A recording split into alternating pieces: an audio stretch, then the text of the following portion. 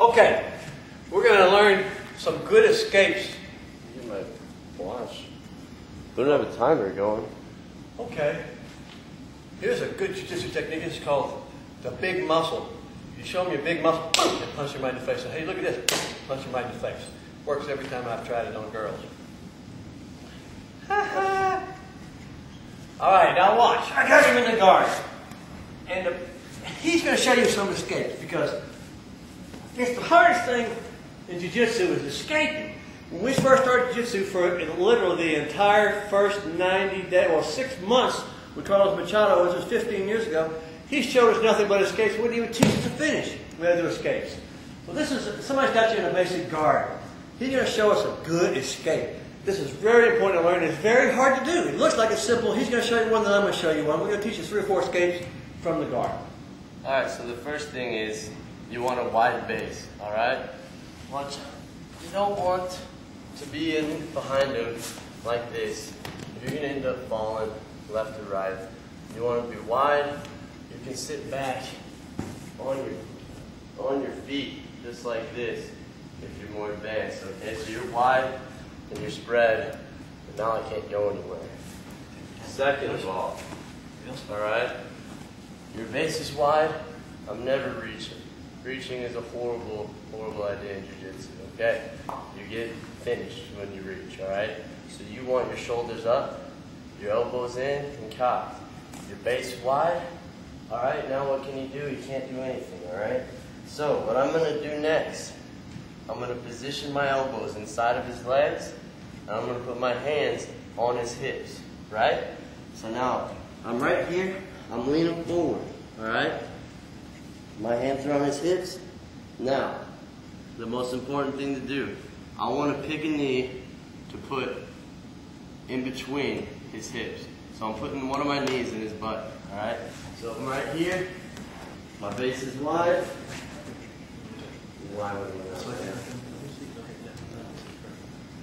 Alright, so I'm right here, my base is wide. I'm right here, my shoulders are up. You can't do anything right here. Take my right knee. Alright, pull it back, put it in his butt, and since my base is wide and my elbows are in right here on his hips, all I have to do is lean back, boom, and it's broken. Alright? It really hurts the inside of your legs, and his knee and his butt is just forcing me to let go. So, Sorry, I'm grabbing him. I got a very tight squeeze there. I got a big hard squeeze. I'm breathing. See, I'm holding him. I even got his head. so my hands come to his hips, my base is wide, put one of my knees in his butt, I lean back, boom. Now I'm going to try and hold him. I'm going to try and hold him. If it doesn't break, I keep one hip right there. Keep my right hand in his hip. Since my right knee is in his butt, my left knee is out, I'm going to be turning sideways right here, okay? Put my left hand on his knee. Put my right hand the same way. Break it. The pressure from my knee and from leaning back and from being tight is going to break his legs. Alright, so once I'm right here, put my left leg right on top of his. And that hurts. That's a lot of pressure. It controls me, so I can't roll or do Can't go that. anywhere right here. Put my right hand on his right knee. I put my right hand on his other knee, right here to control that. Okay? I'm going to slowly come forward, try to control the hips. Now that I have control of this leg right here, he's not going to be able to get me in a half guard. So I'm right here, keep controlling it. Notice how my foot right here is hooking his leg so that he can't move it. I'm right here, pull my right leg out, and now I'm in the half guard. Now I'm on the side now. Do it again. All right, watch it from this side. So one more time. But I'm telling you, I've been doing this for 42 years. This takes a long time, and it looks simple. When you put this pressure on, they're going to let go. They're going to let go. I'm going to hold it really tight, and I'm controlling his head. Now, if he has his arms out here, I can be getting his arm stuff. So he's got his arms in where I can't get his arms, I can't get his head. The only move I have here is to let go of my legs, and that's what he wanted to do. So I don't want to let go of legs. I'm trying to stay here and work. Now he's going to work and do his escape. He's got his elbows in tight. I can't do nothing about it. I don't want to let go of my legs. I'm trying to hold him, hold his head. He's put his knee in my butt. Uh-oh, I feel a lot of pressure. I have no fit. I can't counter. So I come right here, push that leg down. All right, I like to step with my inside leg first. So I'm right here, control that leg, boom, right there. Then I come over, and I'm straight. All right, now watch this escape if he does it sloppy. If I got him in here, and he just sort of half sits up and puts his hands on my stomach. He puts his hands here, I'm going to just flip him right over. Boom. And got him in an arm bar. He has perfect position. If he's got one hand, if he's got both hands there sloppy, and he's trying to be there, then I can take him and do what we learned right from the beginning. Okay? If he's got both hands there, I can spin him out here and do all kinds of stuff. This is not a good jiu-jitsu position. When they got their hands out here, you see a lot of them doing this. Where their hands are out here, well, that's just going to get you beat. Right now, I got him trapped. I got his arms trapped. Now I can do all kinds of stuff. I can come up here and do a triangle and stuff. This is a good position here if I'm fighting. If he's here and he's got his hands here like this, well, he can be pounding the crap out of my face. This is not a good jiu-jitsu. There's a difference between mixed martial arts in the ring and jiu-jitsu. If he's here, getting your good stance, in the good stance, he can't hit me. I'm not allowed to hit him like that in the ring, so he's in a good protection, but he can't hit me. With a bad stance, like you see, he can hit me. That's not a good stance, but why don't you use that in a tournament? Because it's illegal. You can't hit him. When he's in this bad stance, he's punching me. Well, I'm in trouble. I'm in trouble. Okay, let me show you another escape here. He's got me in the guard. And I'm going to do a stand up. So here, I'm sitting down here, got a good position here. If I'm down here, I'm going to back up here like this. Now I'm here.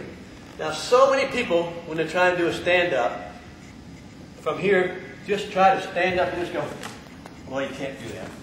I've got to get my hip back. Got to get my hands on his hips, and I'm going to come up on my toes. Then I'm going to put one leg down. I'll put one leg down. Then I'm going to put my other leg down. Now I'm standing up with my back. Now he either has to let go, or I'm going to shake him off. So you want to stand up using your back and stepping up. He's stronger with his legs. Let him show you here, and I'm going to hold on to him, and he's going to actually stand up and lift me up in the air. Because he did it right, and his legs are so strong. So I got him locked here. He's coming here. And so my base is wide. I come up slow. I pressure into him. I'm right here. I can actually come up. Now he's picked me up in the air. That's a pretty hard fall to take. Because he did it with his legs. He's going to do it again. That's very powerful technique. Very hard to stop. And he can shake me off in a jiu-jitsu match. But he doesn't try to do it. Let's lean over. Now try to stand up with your back bent like that. He can't stand up here. So now he's going to do it good. I'm holding. I'm holding. And he's still, he's standing up. He actually picked me up. If I don't break my fall there, if he stands me in the street, I'm in a lot of trouble. So how do I stop him from standing up? Even if he's got a good position. He starts standing up. I got him here. He's starting to stand up. I'm going to take it. Go ahead and get your other foot. I got to grab both of his ankles. Then I take my legs and push him right over his hip. And I push him right over.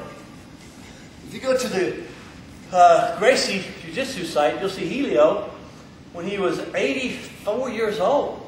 And this guy, this black belt, is training with him. He's rolling with him. And he actually lets the guy stand up, and he actually throws him from off it to the ground at 84 years using this technique, because he takes his hips here. That's the guy starting to stand up. He's got it here, and now he just, if I just try to push here, I don't have to, he actually, you kick your legs in the air, boom. So it just knocks him over. It just knocks him over. It just knocks him over. Okay, here's one more escape from a lock position from the guard. Here I'm pressing down and I'm putting my elbow right into his thigh, and it just really hurts. Okay? So I push down, I put an elbow into the thigh, really dig it in. I'm going to take his leg and throw it over top of his head. So here, got the elbow right in his thigh, it hurts. I take the leg, throw it over top of his head. So if I'm doing this in the street, folks, completely different. Here's how I stand up. You see where he just put his hand. I'm going to punch him right in the nuts. You don't have to be a genius to stand up there. Boom! He's going to let me go. But now, so many of y'all, because once you learn to get out of this closed guard, they do an open guard. You'll always see these black belts and brown belts, when they have their legs like this. This is called the open guard. Now, two things I want to point out here. Here's the great escape from the open guard. I'll see you later. He has nothing to hold me. It's an open guard. This only works in a jiu-jitsu class where you're not allowed to punch, and for some reason you want to stay there and let him hold you. But if he's in the open guard, I always like to set him up. He's going to be holding my hands. He's going to be holding my hands. I'm going to do a hand escape here. I'm going to lift his leg up. So I'm here. I did a hand escape. I lift his leg up. Now I'm just simply going to fall back. When I fall back, I'm falling with this knee right between his groin, so he can't kick me in the face, and he also can't get out. I'm going to hook this underneath my arm. I'm going to fall back and hook this under my arm. Then I can just break his ankle, break it here. I can spin him all the way over here and really break it off. If you want to do the heel hook, I can fall back here. And I've got him in a heel hook. So I can go here and break his heel and stuff. When they get you on the leg, some really good advice is to tap. You're in a class, you're having fun. Whenever we're at our school, as soon as they get you on the leg lock, you're supposed to tap out. Because you don't feel the pain until it's already broken. You do not feel the pain until it's already broken. Okay, now he's going to show you an escape. He's going to show you an escape from a butterfly. So, when you go to another jiu-jitsu school, you're going to see these brown belts. They'll never get you in this guard. They're never going to get you in this guard, especially if they're going to get you in a butterfly. And they're going to try and pull you in, lift you up, and throw you over. Oh, it's very easy to do. It's called the butterfly. But watch. When you got a butterfly, what you want to do is stuff the butterfly. So he's going to squeeze my legs together. Oh! Pinch what I do here. I pinch my legs, and I sit back. No, I can't. No, you can't lift me up. I can't pull him to me. I lift him up. And even if I did, if he was leaning over, because he's got my legs pinched, I can't lift him. All of his strength is gone. Oh! So from there, I just keep my legs pinched. I crawl my way back. I put his legs together and come up to the side guard. Just like that. It's that It's simple. called stuffing the butterfly. Let's do it again to both sides. It's a great technique, very easy to do. So here's the traditional butterfly. I pull him in, I'm lifting him. It's very easy for me to lift. Oh my God, I can't. He squeezed my leg together. My butterfly has been stuffed. And you know what else? I can't get out because he's sitting on my feet. I can't get out. I can't escape. So you know he stuck the butterfly. Oh, he got me in trouble. Uh-oh. Now he's going to go ahead and try and escape. He's going to do this thing. So from here, he's pushing it down. Coming around to the side. Huh? Okay, do it again. So here. So he's got it. He stuffed me up. He stuffed the butterfly. He stuffed it. He's pushing it down to the side. All right. Here's one last final escape from a closed guard. A lot of schools won't let you do this. This is a neck crank. He's got me in a closed guard. I'm going to simply grab him right here and grab his head. It's a neck crank. Easy. So I'm grabbing his head. This hurts. This hurts. So what I've done is I've taken my hands, put them right on his chest. I wrap my other arms around the back of his neck, and I'm going to step here, and I'm going to get him just like this. And it's called a can opener. It hurts their neck. Do not do this in your class without your teacher's permission. You will get in trouble. I want to make it worse. I'll stand up and really crank it back. So how does he get out of the can opener? Here, I have him in the can opener. He reaches back and peels my finger off. He's not breaking my fingers. He could, but all he's got to do, when I get him in the can, he reaches back and pulls my finger off. One other way to get out of the can opener, the way to Gracie, similar to horse Gracie. Oh my God. Huh? So he's got me in the can opener. It hurts. I can't peel his hand off. I sit up. So from here, got me in the can opener. I'm actually holding him in the can opener because I got my legs crossed. You're actually letting him hurt you. let go of your legs. And then scoot back and sit up. So Horace Gracie taught me this thing. He said, look, you're the one who's giving him the can opener because you're holding on to him. He's allowing all that great pressure. And because of that, just let go of your legs. So, you know, when you're doing the can opener, your elbows are in tight. You're not just grabbing back his head and trying to pull it. Your elbows are in on his chest like a lever. And you're grabbing him on the back of his head right there. Your elbows are using his head and his neck as a lever to crank his neck. And what it does is just puts a whole lot of stress and strain on the back. Don't do this without your teacher's permission. It hurts their neck, and you can hurt them permanently. Last technique here. This is the easiest escapes in the world. Here, let me show you. He's got you in a can opener. He's got me in a guard, full guard. Punch him right in the groin. Boom. Elbow him right in the heart. Boom. And of course you can elbow him in the face. How he stops from elbowing in your face? Last thing, he pushes me away with his legs. He keeps them tight. I can't hit him. I don't know why more people in the UFC don't do that. Push him away with your legs. I cannot hit him now because I'm too far away. He's got his legs like so. If he keeps his legs loose, I'm not going to here and beat the crap out of him.